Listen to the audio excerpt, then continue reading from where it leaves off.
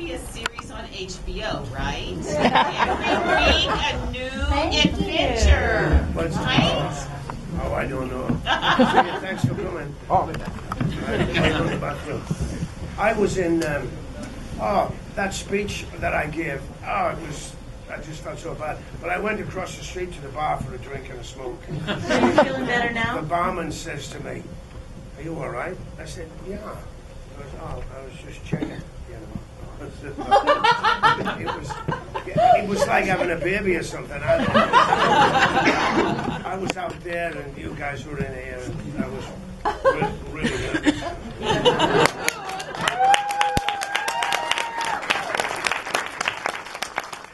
So anybody got any questions? That last two, what was it? The last two? Oh, that last one was from a show I did in North Beach in 1989. And that John and Adam wanted to use it, and I said no. And I said, well, okay, you can use it as long as you put the credits, but I can't sing and dance. But somebody said to me, what's the hardest part about doing it? And it was the credits. I had a really tough time with the credits, who to put on, and it was really difficult. There was a few people I missed out that's here, but we'll put that right, because it was tough. It was hard. Doing the episodes was one thing, but then Adam wanted me to fill in the blanks, so it was a hard place to go. I committed to it, so I had to. But there was a lot of footage but he chose that to use. Do you plan to display it in any festivals or enter in any competitions? I'm supposed to have some big master plan at this point, and I don't have a master plan at this point. I sent it off to a whole bunch of festivals last year, and unfortunately it didn't get in. And so I'm on to Plan B at this point, and I know at some point it will be available online. But prior to that, we're going to have some more screenings, and I'm trying to get one in the South Bay because there's still more people who want to see it. Did you get bored at all? No. Excellent. It was great. Tremendous. Well, you said you started this project initially to just kind of develop and cultivate and grow your practice. Yeah. And obviously, the episodic format was probably a natural way to work within that. As you were thinking about this larger film project, did you have any other potential structures in mind in terms of the way that would actually go? Actually, no. I mean, we got quite far in this episodic structure. We had made about 40 episodes, and at one point we realized, okay, we're two old guys making YouTube videos, which is basically what it was. But I had made about 40. We had made about 40 of them, and Graham had a friend named Dave Zimmerman who had looked at them, and he said, "I think you have enough for a documentary." And so one weekend, I sat down and I looked at it and I said, I realized he was right. And what I did, so that this documenting process took one afternoon, that I took the 22 best episodes and I pulled them out and I just sat there and I put them in a certain order. And I basically called it a playlist, sort of like for a record album. And Graham and I called it, it was a 2-album, it was like the White Album. If it had been it's like the White Album, wow, that would have been good. But really, so each episode became like a song. So that was the structure that I chose. And when I found I put it in the order, there was an arc, there was a story arc, and that's when I realized we had enough for a documentary. And there were about 3 holes. And so that I realized that if we went out and shot 3 extra episodes that would fill in the narrative, then we would have a documentary. And I think it was comedy and tragedy. And I think, well, the Eric episode, which we always knew we were going to do, but we were delaying that because that was really difficult. Yeah. But that was the structure. So it was a 2-record vinyl set. Yeah. So obviously your audience is happy with your product. Are you guys happy with the product?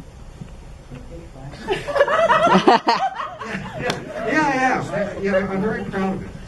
Yeah. I like it. I was just worried if other people liked it.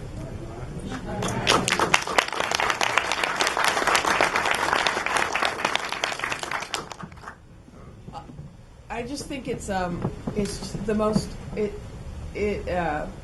as somebody who's been in the city and lived through the ups and downs of the AIDS epidemic, it is just such a touching and but not morbid, except for a few of those little parts. Just way to tell the story of San Francisco and of these last decades, and then of something bigger. I just think it has to have potential in the festivals and in San Francisco, and just persevere.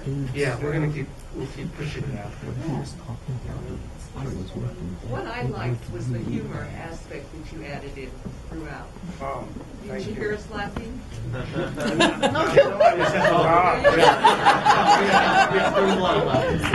Because that's a tough subject, and to have the humor in it, I thought. Well, we had that for many years in the office. You could always come back and let rip, and even when you were there, always respecting the dead, but making fun of each other. But as the new era started, we weren't allowed to do that. Things changed. So that's why I got out. It was All of so us. different. There's a lot of us left. But it's so important to have humor when you're in that line of work. It's a must. I was curious to, in the process of filming every episode, did you have a history or a written history or a written log, diary that you could depend on to increase the clarity of memory? No, Joe, no. Most of it was right off the top of my head. But stories I've told before, some of my old compadres knew some of those stories anyway. But then we decided we would discuss it the night before or the morning before we'd go out, just for half an hour to an hour, and then do it. But I didn't want to work from a script. As Joyce will know, I hate learning lines. Where are you, Joyce? Well, you needn't do that when you're as brilliant and fun to just, you're a great natural storyteller. Yeah, well, That's it. So I'd rather, it was much better to just be in the moment. I really got that sense of the flow, and that your on-camera presence was so brilliant in a lot of ways. So, Actually, the process was it was actually much easier on me. It was more difficult on him because on the days that we would shoot, he was usually up most of the night before, because I think he was reliving some of this, and so I would come over. I would sleep like a rock, but I'd go over in the morning, and you had notes, and we'd sit there and we would talk for. Actually, it was more than half an hour. It was usually almost 2 hours sometimes. But I've always found that when I act, I've always found that if I'm ill, like when you're really sick and you've got to get back to Tucson or whatever, Minneapolis, or it's better that you drive the car because you're ill, because it takes your mind off it. I think that's what, because I never slept, I was black of sleep, I wasn't feeling too good, so I think I'd work better with the camera. I know that sounds really stupid, but I found that I wasn't as uptight or nervous. I was exhausted, so I just worked for the camera. Are you yawning, Mary Beth?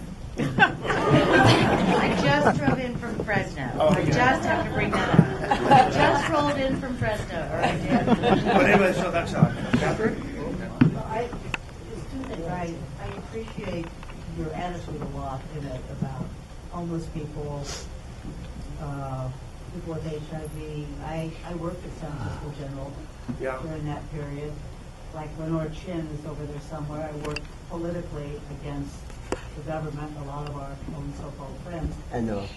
And watch people I love die. You're fondling it So for I her. just appreciate that She's fondling your you're hat. actually friends to people in general. People I aren't very touched kind it. about homeless people much of the time. Thank you. But I want to say aesthetically, Anytime. too, I thought My sweetheart. Sorry? Talk to me. I want to say about the segues from piece to piece was so beautifully filmed. The going to neighborhoods, the water. San Francisco doesn't want to feature this as a fabulous promo piece of work. It's nuts. Go for it. Yeah. And Adam? beautifully done, Adam. Really beautiful. Yes.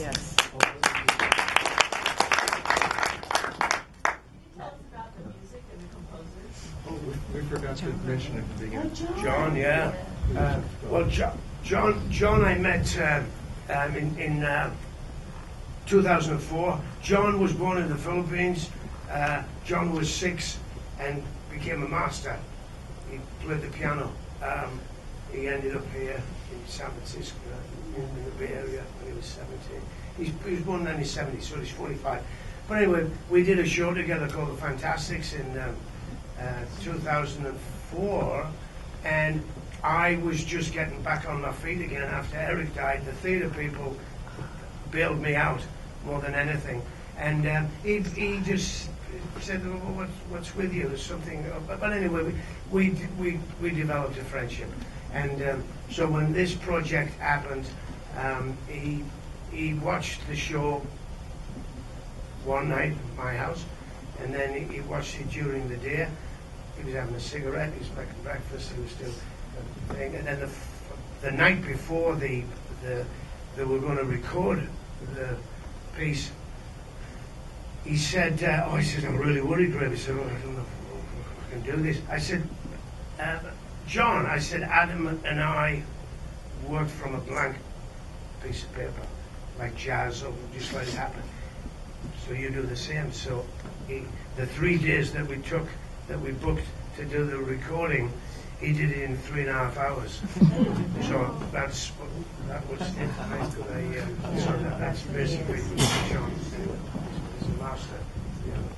I just want to say I've seen the number of clips that they work with, and the one thing that the people that haven't been lucky enough to have worked with Grant, he was always so super kind. What you're seeing there is just a scratch on the surface. He's one of those guys who used to drive us crazy. He'd go by a homeless dude and he'd look at him like, "Oh no, here he goes." And he'd whip out his wallet, he's handing the guy a 10. And I mean, he's one of those extremely generous, nice people who really cares about everybody. And I see it there, and it's like if anybody thought it's contrived, not least bit, it's not even, it did scratch us, because he is such a, kind guy.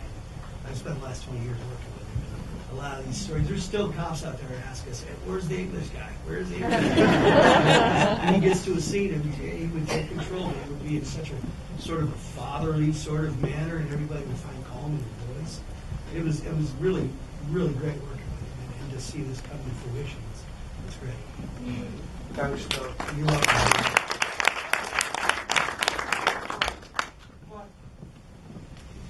Me sitting here is a great storyteller, so sincerely looking into the camera and telling these great stories with a touch of humor and everything. It was fantastic. But I'm just so thrilled you met this filmmaker who just captured it. It just seems like it just came together perfectly.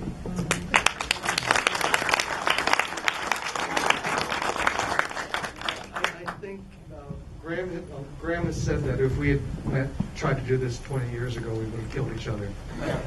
What's the story behind that meeting? I mean, it is really, it should be part of the one scene in there. Yeah, I was taking some time off from work as well, and I think it was, with him having retired, you were ready to tell somebody's stories, and I was, ready to do something, And I think practice was kind of a dodge to just, when I say practice, it took the pressure off of us so we could pretend that we weren't being serious, or you know, that so that we could perform and do art without feeling the any heavy burden. But also too is when by the time this film was made, while it was in the can, whatever, we still had more.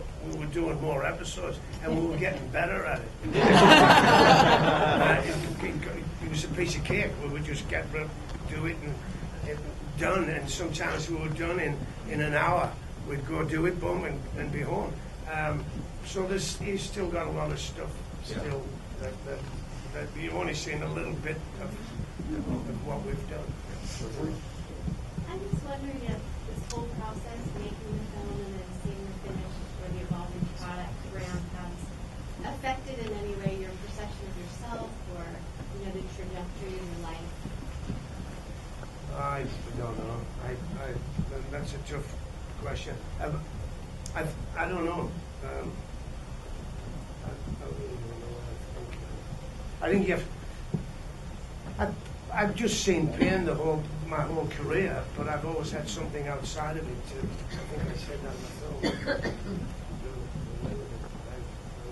I'm just happy to be above ground and lucky to have had that job, to have seen. You know, sometimes when I'm going out on stage to do a play or something, before I go out, I just take a moment to think, this really doesn't matter. It's just a little moment in time. All I'm doing is called a play. Don't worry about it. I think of everything that I've seen and experienced. But I can't even touch a soldier or anything like that.